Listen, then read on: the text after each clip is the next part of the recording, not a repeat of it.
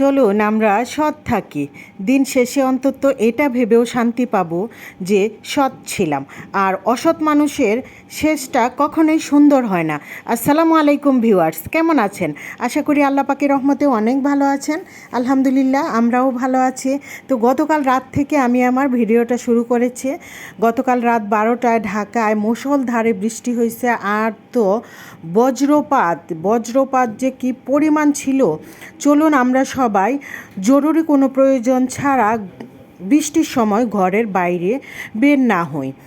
আর এখানে হচ্ছে দুপুর থেকে আমি রান্নাবান্না শুরু করে দিয়েছি। তো রান্নাবান্না শুরুর আয়োজন চলছে। তো এখানে আমি লাউ কেটে নিচ্ছি, লাউ রান্না করব আজকে। তো লাউটা আমি কি দিয়ে রান্না করলাম দেখতে থাকুন আমার সাথে।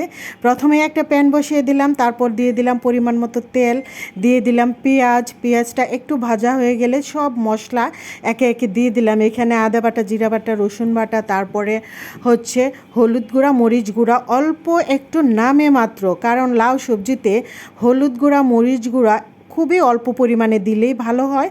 আর আমি কাঁচামরিচ আর ধনিয়া পাতা দিয়ে লাস্টে নামিয়ে নেব। লাউটা আমি একটু পর ঢেকে দিয়ে রান্না করছি। আর মাছগুলোকে আমি উঠিয়ে কাটা বেছে এখন মাছগুলো দিয়ে দিলাম লাউয়ের মধ্যে।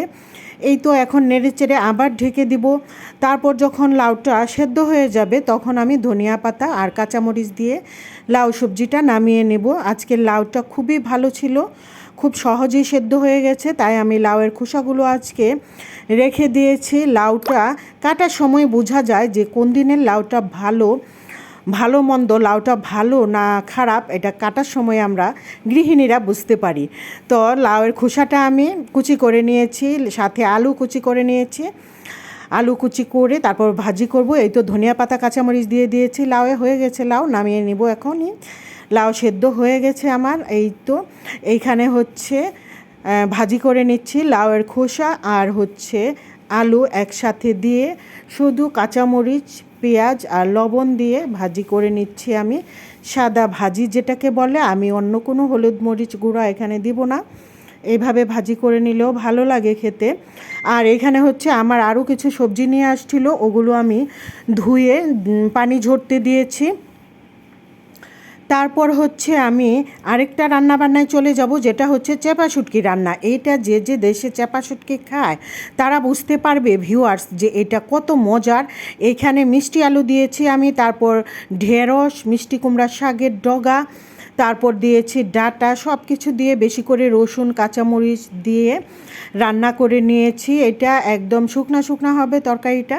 চেপা শুটকির তরকারি লতি আর কাঁঠালের বিচি দিয়েও আমাদের দেশে অনেক জনপ্রিয়।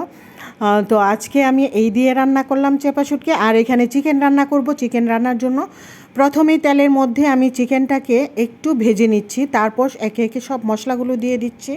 এখানে আদা জিরা বাটা, তারপরে হচ্ছে রসুন বাটা, জিরা গুঁড়া, ধনিয়া গুঁড়া, পেঁয়াজ, গরম মশলা গুঁড়া সব কিছু দিয়ে ভালো করে কষিয়ে নিয়ে এখন আমি গরম পানির ঝোল দিয়ে ঢেকে রান্না করে নেব চিকেন।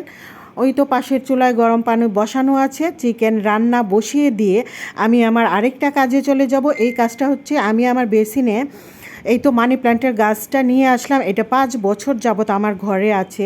মানি প্ল্যান্ট কিন্তু খুবই পানি পছন্দ করে। আমি আলতো হাতে গাছের পাতাগুলো একটু ওয়াশ করে দিচ্ছি। তো আজকের ভিডিও আমার এ পর্যন্তই ছিল। সবাই অনেক ভালো থাকবেন। আল্লাহ হাফেজ।